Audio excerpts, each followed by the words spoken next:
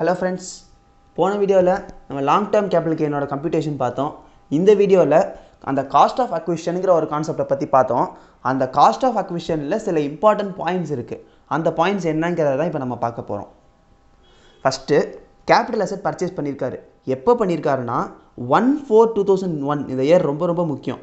1/4/2001க்கு முன்னாடி வந்து ஒரு கேபிட்டல் அசெட்டை பர்ச்சேஸ் பண்ணியிருக்காருன்னா நம்ம அந்த 1/4/2001க்கு முன்னாடி இருந்த ஒரு வேல்யூ இப்போ வந்து எக்ஸாம்பிளுக்கு 1998 பர்ச்சேஸ் பண்ணியிருக்காருன்னா 1998 அதோட வேல்யூ 10,000 இருக்குன்னா காஸ்ட் ஆஃப் அக்விசிஷன் அந்த 10,000 எடுத்துடக்கூடாது.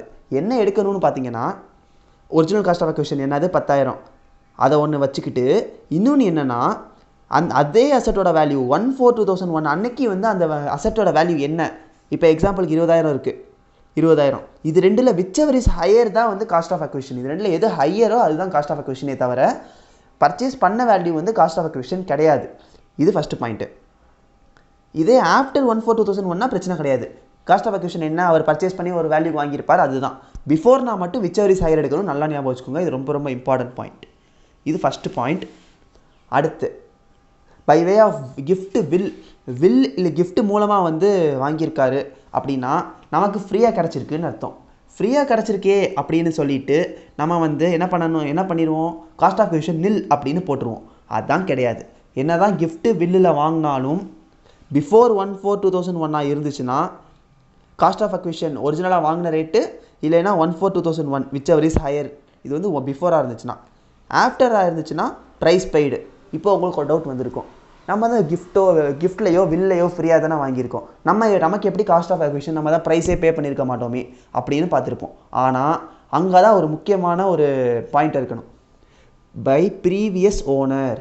நம்ம ஃப்ரீயாக தான் வாங்கியிருக்கோம், பிரச்சனை கிடையாது. நமக்கான ப்ரீவியஸ் ஓனர் நம்ம அப்பாவோ தாத்தாவோ அவங்க ஒரு ரேட்டில் வாங்கியிருப்பாங்கல்ல, அந்த ரேட் தான் நமக்கு வந்து காஸ்ட் ஆஃப் அக்விசிஷன். ஏன்னா அவங்க பொருளை தானே இப்போ நம்ம வந்து விற்க போகிறோம், சேல் பண்ண போகிறோம்.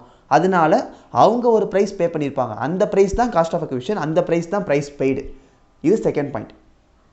அடுத்த பாயிண்ட் என்னென்னு பார்த்தீங்கன்னா காஸ்ட் ஆஃப் இம்ப்ரூவ்மெண்ட்டில் வர்ற ஒரு நோட்ஸ் என்னென்னா, காஸ்ட் ஆஃப் இம்ப்ரூவ்மெண்ட் எல்லா நேரமும் இம்ப்ரூவ்மெண்ட் பண்ணியிருக்கலாம். 1/4/2001க்கு முன்னாடி ஏதோ இம்ப்ரூவ்மெண்ட் பண்ணியிருப்போம். ஆனால் 1/4/2001க்கு முன்னாடி வந்து நம்ம வந்து ஏதோ இம்ப்ரூவ்மெண்ட் பண்ணியிருந்தோம்னா அந்த வேல்யூவை வந்து ஆன்சரில் எடுக்கக்கூடாது, இக்னோர் பண்ணிடணும். காஸ்ட் ஆஃப் இம்ப்ரூவ்மெண்ட் நில் அப்படின்னு போட்டணும். பிஃபோர் 1/4/2001 இருந்துச்சுன்னா நில்னு போட்டுருணும். ஆஃப்டர் 1/4/2001 இருந்துச்சுன்னா மட்டும்தான் வந்து காஸ்ட் ஆஃப் அக்விசிஷன் என்னன்னு பார்த்து இண்டெக்ஸ் இருந்துச்சுன்னா இண்டெக்ஸேஷன் எடுக்கணும். That's all. அதே மாதிரி இப்போது ஒரு அசட்டை வந்து வில்லில் நம்ம பர்ச்சேஸ் பண்ணியிருக்கோம் அப்படின்னு சொன்னேன், வில் மூலமாக. இந்த கேஸில் பார்த்தீங்கன்னா அவங்க கொஞ்சம் பீரியடுக்கு வச்சுருப்பாங்க, அவங்ககிட்டேருந்து நம்மகிட்ட வந்து இன்ஹெரிட் ஆகி நம்ம கொஞ்சம் பீரியட் வச்சுருப்போம். எக்ஸாம்பிளுக்கு இப்போ இப்போ என்னோடய ஃபாதர் எடுத்துப்போம். என்னோடய அப்பா வந்து 2000 ஒரு அசட்டை பர்ச்சேஸ் பண்ணுறாரு. அதை வந்து 2010 வரைக்கும் வச்சுருக்காரு. 2010 என்கிட்ட வந்து கொடுக்குறாரு. நான் வந்து அதை 2020 வரைக்கும் வச்சு 2020 விற்கிறேன். பார்த்துக்கோங்க, 2000 பர்ச்சேஸ் பண்ண அசட்டை 2010 என் கைக்கு வந்திருக்கு. 2010 2020 வரைக்கும் நான் வச்சு 2020க்கு விற்கிறேன். இந்த கேஸில் உங்களுக்கு பிரச்சனை கிடையாது. காஸ்ட் ஆஃப் அக்விசிஷன் அப்பா பர்ச்சேஸ் பண்ண காஸ்ட்டு தான். ஆனால் இண்டெக்ஸேஷன் பெனிஃபிட் அப்படின்னு ஒரு நம்ம வருஷம் எடுக்கிறோம்ல, அந்த இண்டெக்ஸேஷன் எடுக்கிறத பார்த்தீங்கன்னா என் கைக்கு வந்து என்ன வருஷத்தில் வந்திருக்கோ அந்த இயர்லேருந்து பார்க்கக்கூடாது. ஃபஸ்ட்டு எப்போ வந்து காஸ்ட் ஆஃப் அக்விசிஷன் பண்ணியிருக்கோம் அந்த இயர்லேருந்து பார்க்கணும். ஏன்னா இன்ஹெரிட்டன்ஸுங்கிறது நடுவில் நடந்த ஒரு சின்ன ப்ராசஸ். அது வந்து ஒரு சேலோ ட்ரான்ஸ்ஃபரோ கிடையாது. ஏன்னா என்ன பார்த்துட்டோம், by gift or will or succession வந்து ட்ரான்ஸ்ஃபர் கிடையாது அப்படின்னு பார்த்துட்டோம். ட்ரான்ஸ்ஃபர் ஆச்சுன்னா தான் இது வந்து 2 சேலாக இருக்கும். இந்த கேஸில் இது ட்ரான்ஸ்ஃபர் கிடையாது. அதனால டைரெக்டாக வந்து இண்டெக்ஸேஷன் பெனிஃபிட்டும் 2000 2020 20 வருஷத்துக்கான இண்டெக்ஸேஷன் பெனிஃபிட் போட்டு தான் வந்து நம்ம டேக்ஸ் கண்டுபிடிக்க போகிறோம்.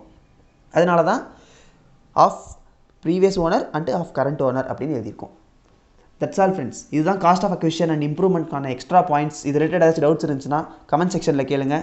மறக்காமல் சேனலை சப்ஸ்கிரைப் பண்ணிடுங்க. Thank you friends. அடுத்த வீடியோவில் நம்ம 2 இல்லஸ்ட்ரேஷன்ஸ் பார்க்கலாம்.